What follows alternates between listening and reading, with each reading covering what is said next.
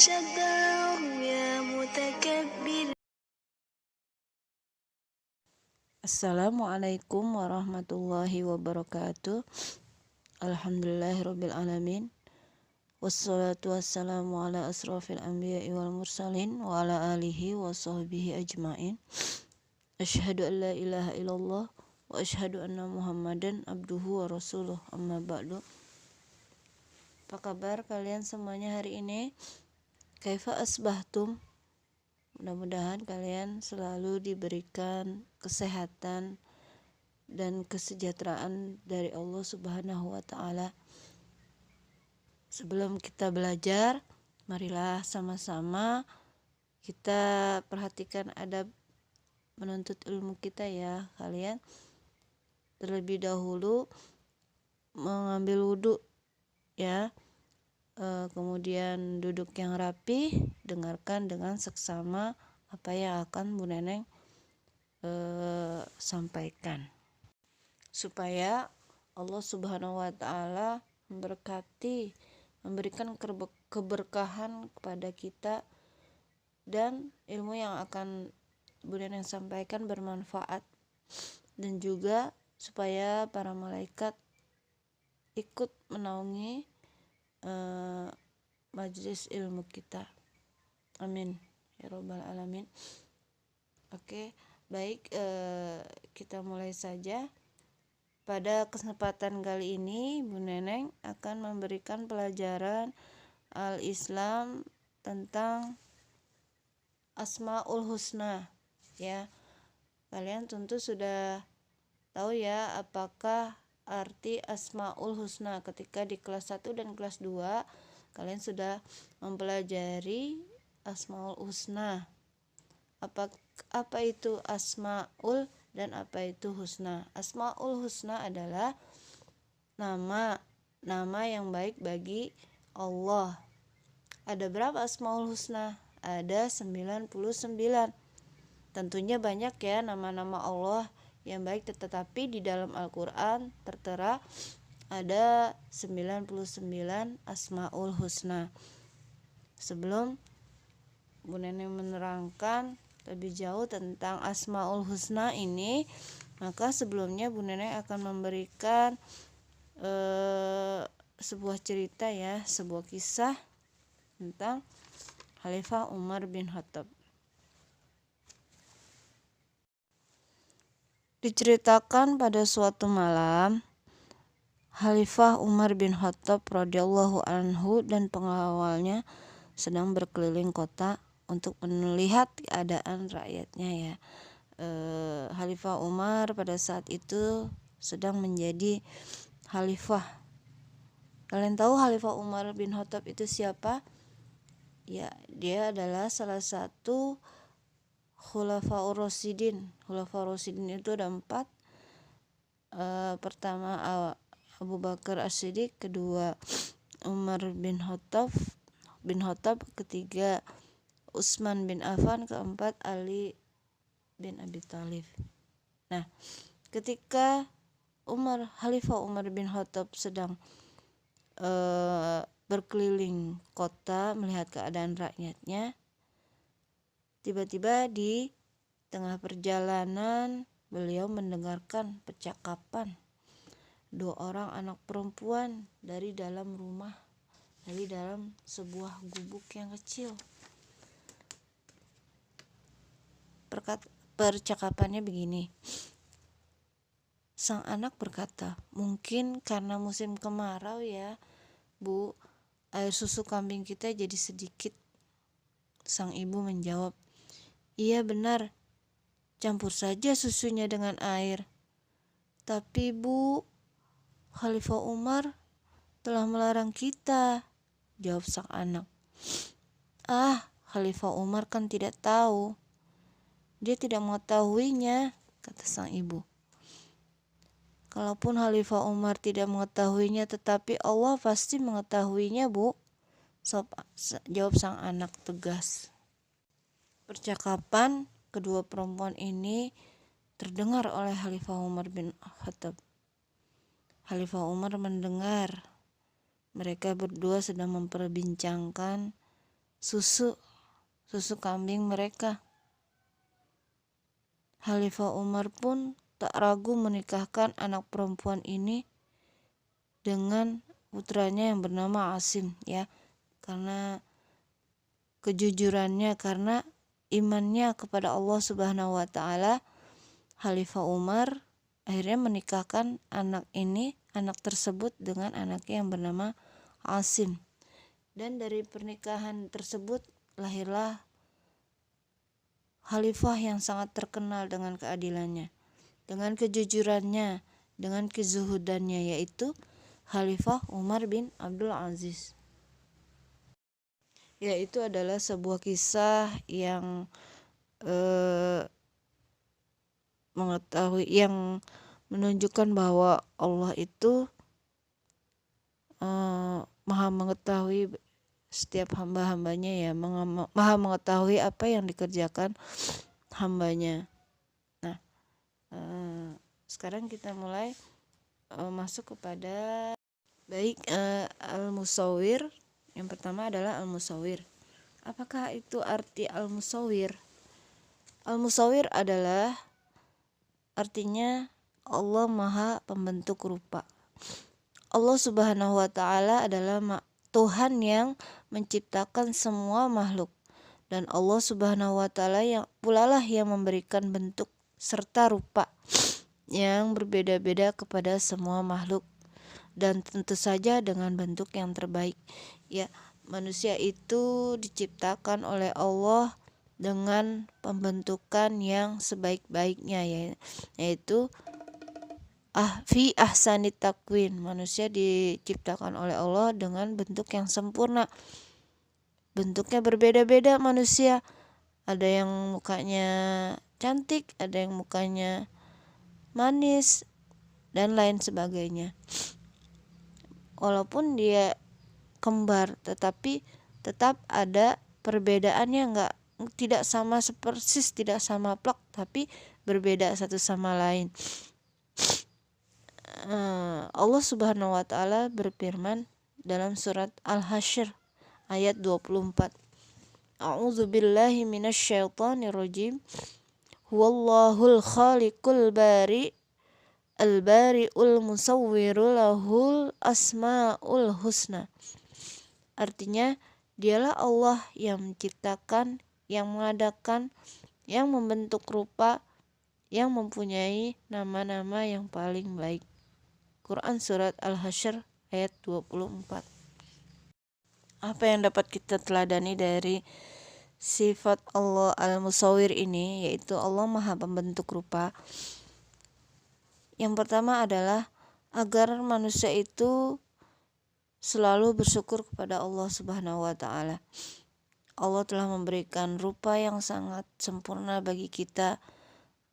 Allah juga yang memelihara kita, yang memberikan kita keunikan, memberikan manusia keunikan.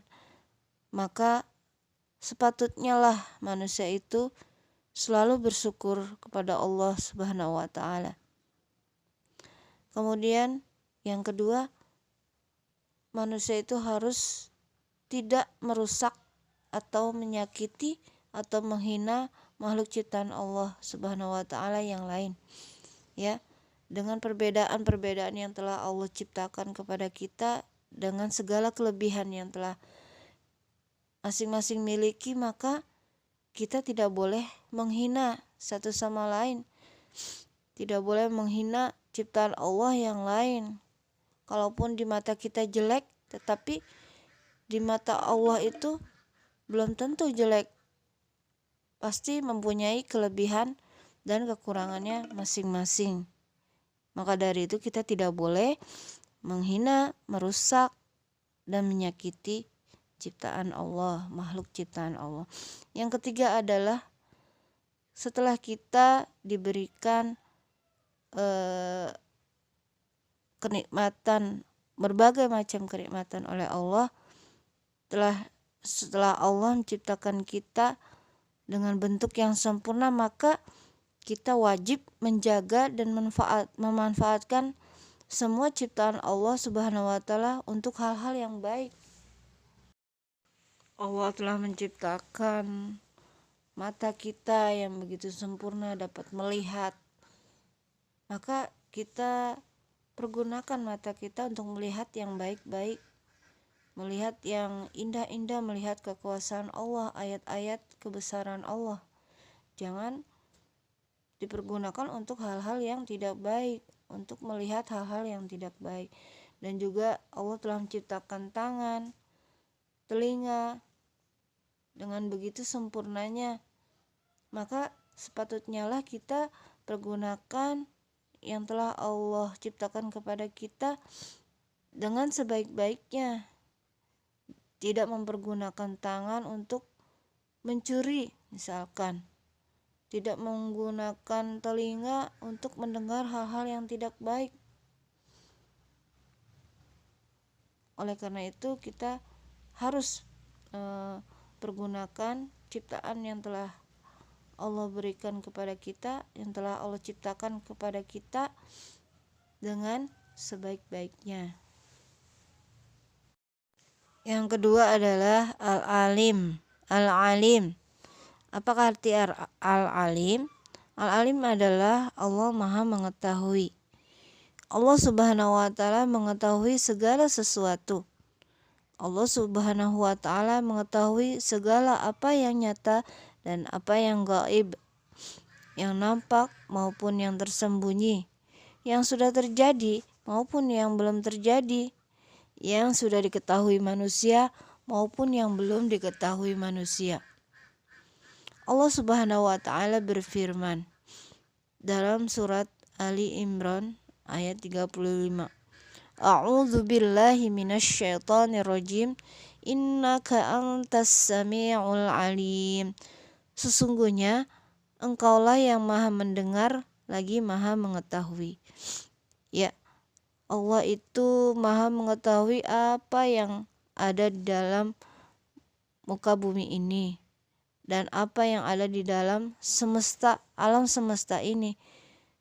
Dan juga Allah mengetahui apa yang ada di dalam hati manusia. Walaupun manusia itu tidak mengutarakannya, tetapi Allah itu Maha mengetahui. Contohnya ketika kita berdoa dalam hati misalkan, Allah tetap mengetahuinya walaupun kita tidak ucapkan, tapi Allah mengetahui apa yang kita inginkan. Allah juga mengetahui apa yang tidak kita ketahui. Allah juga mengetahui apa yang gaib. Apa sih yang gaib? Ya, yang gaib yaitu sesuatu yang tidak bisa dilihat oleh panca indera kita. Itu namanya gaib. Apa contohnya yang gaib? Yang tidak bisa dilihat oleh kita, oleh panca indera manusia, yaitu seperti malaikat, seperti jin, surga dan neraka. Allah Maha mengetahuinya. Dan apa yang bisa kita ambil pelajaran dari sifat Allah Al-Alim ini, Maha mengetahui ini, yaitu adalah selalu melakukan perbuatan yang baik.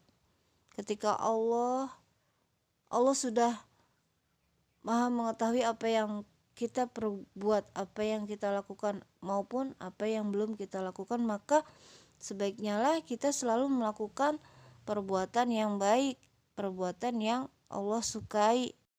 Dan kedua adalah selalu melakukan perbuatan yang baik dan menghindari perbuatan yang jelek atau dosa. Senantiasa kita harus sebisa mungkin menghindari perbuatan yang Allah larang, perbuatan yang menimbulkan dosa. Seperti apa? Seperti mencuri, tidak patuh pada orang tua, meninggalkan sholat, dan lain sebagainya. Itu kita harus hindari ya, untuk merealisasikan sifat Allah yang Al-Alim ini. Yang ketiga adalah rajin belajar. Ya, seperti Allah yang Maha mengetahui, kita juga diwajibkan untuk belajar, untuk menuntut ilmu seperti kalian nih, menuntut ilmu di sekolah, menuntut ilmu tidak hanya di sekolah ya, bisa di bimbel atau dimanapun kalian berada, itu bisa kita ambil ilmunya. Kalian dimotivasi oleh orang tua kalian untuk menuntut ilmu supaya kalian menjadi orang yang berilmu dan orang yang paham. Yang ketiga adalah as-sami. As-sami artinya maha mendengar. Allah Subhanahu wa ta'ala maha mendengar segala perkataan, baik yang diucapkan maupun yang masih di dalam hati. Allah juga mendengar setiap permohonan hamba-hambanya. Allah Subhanahu wa ta'ala berfirman dalam surat Asy-Syura ayat 11. A'udzu billahi minasyaitonir rajim wa huwas samiul basir. Dan dialah yang maha mendengar lagi maha melihat. Ya. Allah maha mendengar setiap apa yang menjadi keinginan hamba-hambanya. Maka manusia atau hamba Allah ketika berdoa maupun diucapkan maupun tidak diucapkan, Allah maha mendengar ya. Oleh karena itu, perbuatan yang dapat kita teladani dari sifat as-sami itu yaitu satu, berhati-hati dalam berbicara. Karena Allah maha mendengar, maka kita harus berhati-hati berbicara kita. Jangan sampai yang kita bicarakan itu melukai orang lain, ataupun apa yang kita bicarakan itu adalah doa, yang kita ucapkan itu adalah doa, maka ucapkanlah yang baik-baik supaya Allah mengabulkan doa kita yang baik-baik pula. Ya, itu yang pertama. Yang kedua adalah menggunakan telinga kita untuk mendengar sesuatu yang baik. Semua panca indera kita ketika nanti di yaumil qiyamah akan diminta pertanggungjawabannya. Telinga pun juga begitu. Ketika kita di dunia, telinga kita dipergunakan untuk apa? Mendengarkan yang baik-baik atau mendengarkan yang untuk hal-hal yang buruk. Maka nanti Allah akan menghitung atau menghisap apa yang telah telinga kita perbuat. Kemudian yang ketiga adalah selalu berdoa kepada Allah dengan suara yang pelan. Ya, ada berdoa kepada Allah, maka pergunakanlah dengan suara yang pelan. Ketika kita meminta atau berdoa kepada Allah, harus mempunyai adab, harus kita perhatikan adab-adabnya, yaitu dengan suara yang pelan. Tidak mungkin kan kalau kita meminta sesuatu kepada orang, misalkan kepada orang tua kita, misalkan kita memintanya dengan suara yang teriak-teriak, dengan kata-kata yang kasar, maka tidak mungkin akan dikabulkan. Begitu juga dengan Allah, harus diperhatikan adab-adab berdoa kepada Allah Subhanahu wa ta'ala. Yang keempat adalah al-basir. Al-basir artinya Allah maha melihat. Allah maha melihat. Dan Allah maha melihat apa yang kita perbuat. Dalam surat Al-Baqarah ayat 237, A'udzubillahi minasyaitonirrajim, Innallaha bima ta'maluna basir. Sesungguhnya Allah maha melihat segala apa yang kamu kerjakan. Al-Basir adalah Allah Maha melihat segala yang terjadi di dunia ini. Allah Subhanahu wa taala melihat semua perbuatan manusia walaupun perbuatan itu tersembunyi. Ya, kita tidak akan menghindar dari Allah walaupun kita ngumpet di lubang semut sekalipun, pasti Allah akan mengetahui, Allah akan melihat apa yang kita perbuat. Contohnya ketika kalian mengerjakan soal-soal ulangan dari Bu Neneng, walaupun Bu Neneng tidak melihat, tetapi ada Allah yang maha melihat, Allah yang mempunyai nama Asmaul Husna Al-Basir, maha melihat.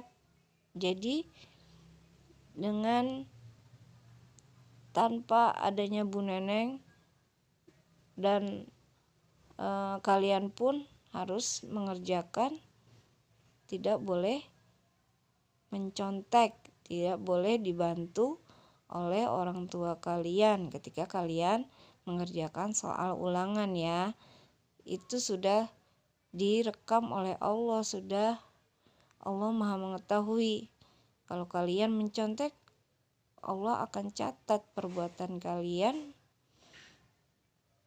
dan kalaupun kalian juga tidak mencontek, Allah maha mengetahui. Nah itu ya, apa yang kita dapat teladani dari sifat Allah Al-Basir ini. Yang pertama adalah berhati-hatilah dalam berbuat, yaitu hanya melakukan perbuatan yang baik saja dan menjauhi perbuatan yang buruk. Ya, segala perbuatan kita tentunya Allah melihat. Jadi maka kita harus melakukan perbuatan yang baik, tidak melakukan perbuatan yang Allah langgar, perbuatan dosa. Yang kedua adalah selalu melakukan perbuatan baik dan menghindari perbuatan jelek. Ya, seperti tadi ya, selalu kita melakukan perbuatan yang mendapatkan pahala, bukan melakukan perbuatan yang mendapatkan dosa, perbuatan yang Allah larang, sehingga mengundang amarah Allah, mengundang Allah marah. Kemudian yang ketiga adalah menggunakan mata untuk melihat sesuatu yang baik. Seperti tadi, telinga juga digunakan untuk mendengar sesuatu yang baik, begitu juga mata kita pergunakan melihat hal-hal yang baik-baik, hal-hal yang indah.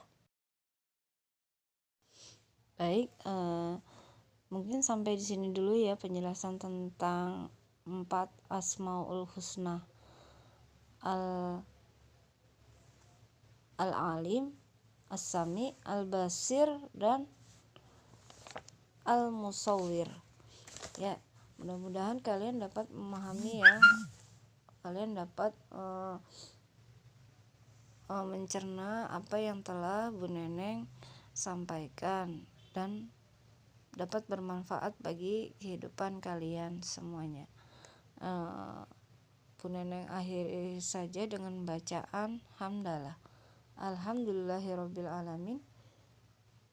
Istighfar 3 kali, astagfirullahalazim, astagfirullahalazim, astagfirullahalazim, dan doa penutup majlis. Subhanaka Allahumma wa bihamdika asyhadu an la ilaha illa anta astaghfiruka wa atubu ilaik. Wassalamualaikum warahmatullahi wabarakatuh.